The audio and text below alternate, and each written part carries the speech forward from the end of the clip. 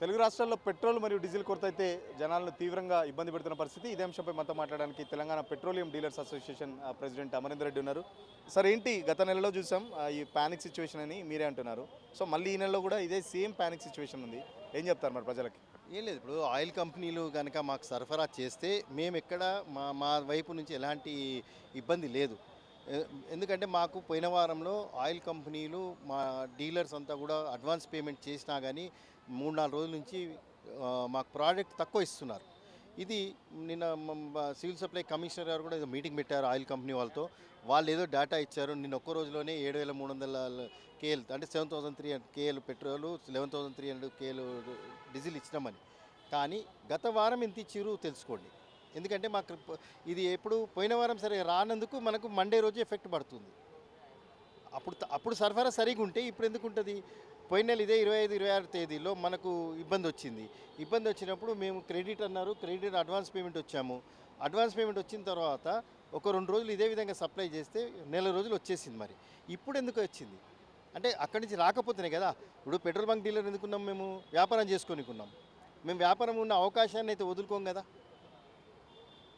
అందుకనే ఆయిల్ కంపెనీలు కేంద్ర ప్రభుత్వం దీనికి చెప్పాలి తెలంగాణలో ఎందుకు జరుగుతుంది. ఎందుకంటే మా petrol ministry central government, oil కంపెనీలు సెంట్రల్ గవర్నమెంట్ కింద ఉంటాయి. వాళ్ళు చెప్పాలి ఎందుకు అవుతుంది అనేది. ఒక తెలంగాణ ఇప్పుడు ఆంధ్ర యాడ్ అయింది.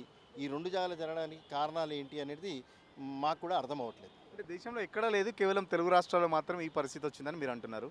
సివిల్ సప్లై అధికారులేమో ఉన్నదానికంటే ఎక్కువ స్టాక్ ఉంది తెలంగాణలో అని చెప్పేసి సివిల్ సప్లై వాళ్ళు చెప్తున్నారు. మీరేమో మాకు సరఫరా సరిగ్గా లేదని మీరు చెప్తున్నారు. మరి ఎవరు చెప్పింది నమ్మాలి అసలు? అంటే స్టాక్ అదే కదా. ఇప్పుడు వాళ్ళు చెప్పేది, తెలంగాణ ప్రభుత్వం చెప్పేది ఏంటంటే ఆయిల్ కంపెనీలు వాళ్ళకి ఇచ్చిన డాటా మా దగ్గర జనరల్గా కేంద్ర ప్రభుత్వం ఆయిల్ కంపెనీలు దగ్గర 45 days 60 days బఫర్ స్టాక్ అనేది ఉంటుంది. స్టేట్ గవర్నమెంట్ కూడా అదే చెప్పి ఉండొచ్చు. ఎందుకంటే వాళ్ళు ఇచ్చిన డాటానే కదా, వీళ్ళు స్టాక్ హోల్డర్స్ కాదు కదా. వాళ్ళు ఇచ్చిన డాటా వీళ్ళు ఓన్లీ స్టేట్ గవర్నమెంట్ మానిటర్ చేస్తారు. పబ్లిక్ ఇబ్బంది కలగకుండా ఎట్లా చర్యలు తీసుకోవాలి, ఆయిల్ కంపెనీలతో మాట్లాడి కేంద్ర ప్రభుత్వం మాట్లాడి చర్యలు తీసుకుంటారు. వాళ్ళు చెప్పిన డేటాబేస్లోనే వీళ్ళు మాట్లాడతారు. అది బఫర్ స్టాక్ గురించి వాళ్ళు చెప్పి ఉండొచ్చు. కానీ గత వారం ఎందుకు జరగలేదు, ఈ వారం ఎందుకు జరుగుతుంది? వాళ్ళు నష్ట నివారణ చర్య కింద ఇలాంటి టాక్టిక్స్ ఉపయోగిస్తున్నారనేది మా అనుమానం. అంటే కొన్ని బంకులు కావాలనే స్టాక్ ఉన్నా కూడా నో స్టాక్ బోర్డులో పెడుతున్నారని చెప్పేసి కూడా కొన్ని వార్తలు వినిపిస్తున్నాయి. కావాలని ఈ మధ్యకాలంలో మళ్ళీ ఎన్నికలు కూడా అయిపోయిన నేపథ్యంలో పెట్రోల్ రేట్లు పెరుగుతాయని చెప్పేసి దానికి సంబంధించి స్టాక్ ఇప్పటి నుంచే హోల్డ్ చేసి పెట్టుకుంటారని చెప్పేసి కొన్ని వార్తలు వినబడుతున్నాయి. ఏం చెప్తారు?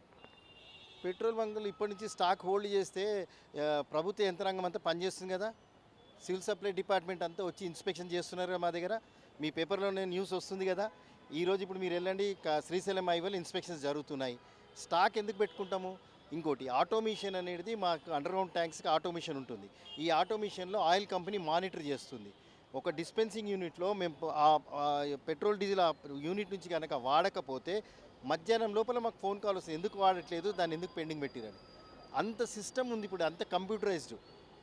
అలాగా కనుక మేము స్టాక్ హోల్డ్ చేస్తే ఆయిల్ కంపెనీలు మా మీద చర్య తీసుకుంటారు. సివిల్ సప్లై ఇన్స్పెక్షన్ చేస్తున్నారు. మరి వీళ్ళు ఎందుకు చర్య తీసుకోలే? ఎక్కడైనా ఏమన్నా ఇన్సిడెంట్ జరిగినాయా, స్టాక్ ఉండి ఇవ్వలేదు ఏమైనా జరిగినాయా? అలాంటి ఇన్సిడెంట్ తీయండి. ఇదంతా ఊరికే మా మీద నిందపోపడం మీకు ఎవరు చెప్పారో తెలియదు, కానీ పెట్రోల్ బంక్లో ఆపుతున్నారని అలాంటిది ఏమి ఉండదు. మాకు అవసరం కూడా లేదు. ఎందుకంటే రేపు పెరిగినప్పుడు మాకు ఎట్లాగో ఇవ్వాలి కాబట్టి రేపు వస్తుంది. ఇవాళ నింపి పెట్టుకుంటే మా కెపాసిటీ ఎంత ఉంటుంది? 10,000, 20,000, 30,000. ఇవాళ 10,000 ఆపి పెట్టుకుంటే 3 రోజులు సేల్ పోతుంది కదా. రేపు పెరిగేటి రోజు ఎట్లాగో మా దగ్గర స్టాక్ ఉంటుంది. అంటే సింపుల్ లాజిక్ అది. ఆ రోజులు పోయినాయి స్టాక్లు ఆపేటి చేసేటి. 30 ఏళ్ళ క్రితం సంగతులు చెప్తున్నారు. ఇప్పుడు అలాంటి సిస్టమే లేదు, వ్యవస్థనే లేదు. ఇప్పుడు అలాంటి అవకాశమే లేదు. అంటే కొన్ని బంకుల్లోనేమో కంప్లీట్ నో స్టాక్ బోర్డులు పెట్టుకుంటున్న పరిస్థితి, కొన్ని బంకులేమో నిరంతరాయంగా పెట్రోల్ కానీ డీజిల్ కానీ కొడుతున్న పరిస్థితి. ఎందుకు మరి ఆ తేడా ఎందుకు వస్తుంది? అది దానికి సంబంధించి ఏం చెప్తారు? కొన్ని బంకులు మాత్రం స్టాక్ బాగానే మెయింటైన్ చేస్తున్న పరిస్థితి. దానికి ఏముంటుందంటే ఒక్కో బంకులో ట్యాంక్ కెపాసిటీ తక్కువ ఉంటుంది. అండర్గ్రౌండ్ ట్యాంక్స్ ఉంటాయి కదా, 10,000, 14,000, 20,000 ఒక్కో దగ్గర ఒక్కో రకంగా ఉంటాయి. ఈ ఎక్కువ స్టాక్ ఉన్న ఏంటంటే వాళ్ళ హై సేల్లో కొత్తగా ఈ మధ్యలో కొత్త అవుట్లెట్స్ వచ్చినాయి. రెనోవేషన్ చేసిన దాంట్లో 35,000, 22,000 కెపాసిటీ చేస్తున్నారు. మిగతా వాటిల్లో ఆ రోజుల్లో తక్కువ కెపాసిటీ చేసినవి ఉన్నాయి. ఇప్పుడు 2 రోజులు సప్లై సరిగా రాకపోతే ఉన్న స్టాక్ అయిపోతే నో స్టాకే వస్తుంది కదా. ఇక్కడ స్టాక్ ఉన్నప్పుడు ఏమవుతుంది? ట్యాంక్ కెపాసిటీ ఎక్కువ ఉన్న దగ్గర వాళ్ళు జనం అక్కడ వెళ్తే అక్కడ మీకు నిరంతరంగా దొరుకుతుందని మీ ఇంటెన్షన్. కానీ గ్రౌండ్ రియాలిటీ ఏంది, టెక్నికల్ ఏందనేది కూడా చూడాలి కదా. సో ఏం చెప్తారు మరి? క్రెడిట్ ఇవ్వట్లేదని చెప్పేసి చెప్తున్నారు. గతంలోనే ఈ క్రెడిట్కి సంబంధించి కూడా మీరు లేవనెత్తిన అంశం. మరి ఎట్లా క్రెడిట్ కనుక మీరు పెట్రోల్ డీజిల్ మీకు సరఫరా చేయకపోతే మధ్యలో కస్టమర్ల పరిస్థితి ఏంటి మరి? అది ప్రభుత్వం చెప్పాలా, కేంద్ర ప్రభుత్వం ఆయిల్ కంపెనీలు చెప్పాలా. మాకు వస్తే మేము నిరంతరంగా 24 గంటలు సర్వీస్ ఇస్తాము. మేము ఈవెన్ పోయిన నెల మన దగ్గర క్రైసిస్ అయినప్పుడు రాష్ట్ర ప్రభుత్వాన్ని, పోలీస్ డిపార్ట్మెంట్ని టీవీ ద్వారా ఏమడిగినాము, ఒక కానిస్టేబుల్ పెట్టండి, మా దగ్గర డబ్బాల్లో నింపుకుంటారు, బాటిల్స్ వచ్చి అడుగుతారు, దానివల్ల చాలా ఇబ్బంది అవుతుంది, ఇళ్లలో తీసుకొని పెడితే మనకి ఇక్కడ కృత్రిమ కొరత క్రియేట్ అవుతుందని చెప్పాం. మా వైపు నుంచి ఎలాంటి ఇబ్బంది లేదు. ఇప్పుడు మా సిబ్బంది ఇప్పుడు రోజుకు 2000 లీటర్ అమ్మేది 7,800 అమ్ముతాం, 10,000 అమ్మేటోళ్ళు 30,000 అమ్ముతున్నాం. మరి ఆ సిబ్బంది ఎండాకాలంలో ఇంత ఎండ తీవ్రతలో కూడా మేము సర్వీస్ ఇస్తున్నాం కదా. ఈ సర్వీస్లో, ఈ క్రౌడ్లో డిజిటల్ పేమెంట్స్ అనేటివి మా డీలర్లు సుమారు 10-20 వేలు నష్టపోతున్నాం మేము. మరి అవన్నీ మాకు ఎవరు ఇస్తారు, మేము ఎవరికి చెప్పుకోవాలా?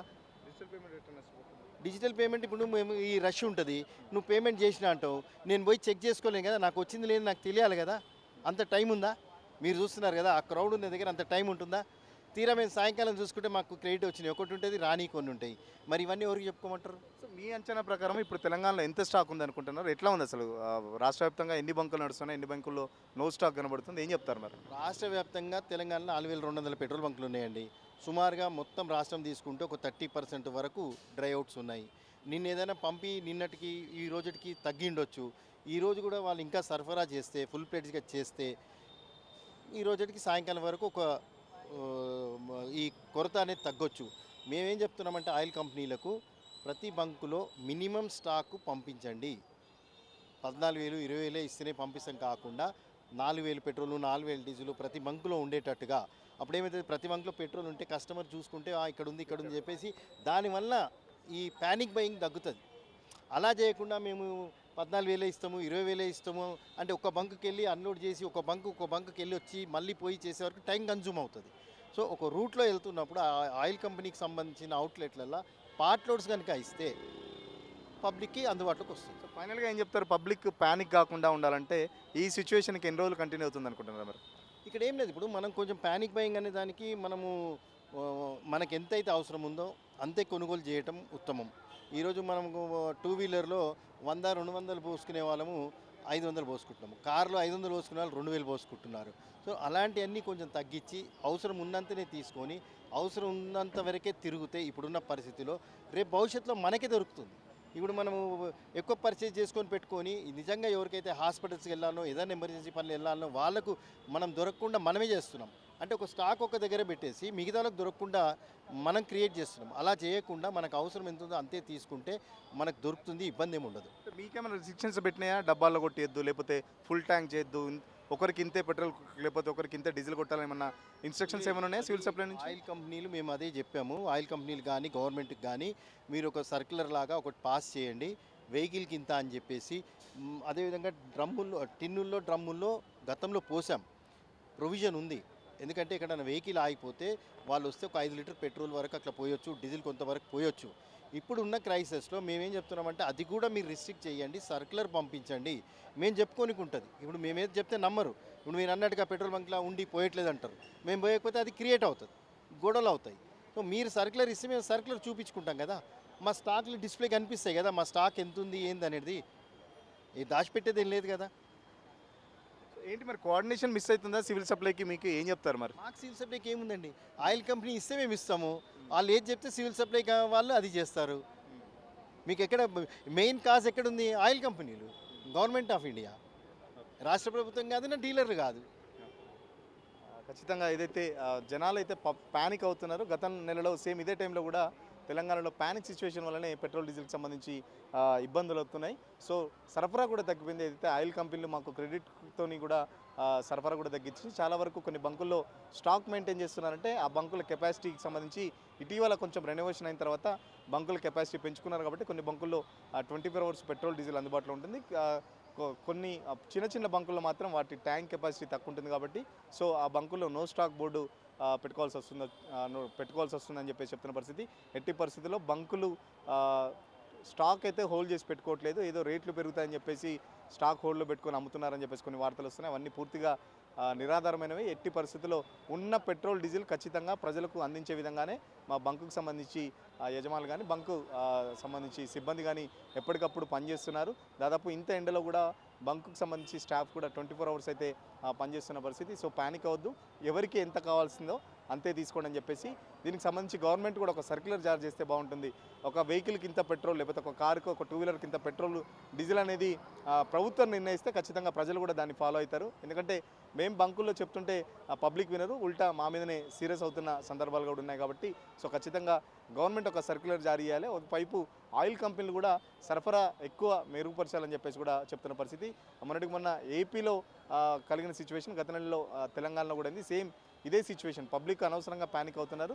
సరఫరాకు సంబంధించి కూడా కొద్ది లేట్గానే ఉంది కాబట్టి పబ్లిక్ కూడా 200 కొట్టించుకున్న వాళ్ళు 1000 రూపాయలు కొట్టించుకోవడంతో అవసరం ఉన్న వాళ్ళకు కూడా పెట్రోల్ డీజిల్ దొరకని పరిస్థితి అని చెప్పేసి పెట్రోల్ బంకుల యాజమాన్యం సంఘం అధ్యక్షుడు చెప్తున్న పరిస్థితి. జర్నలిస్ట్ సతీష్, సురేష్ సెల్వెల కోసం, హైదరాబాద్.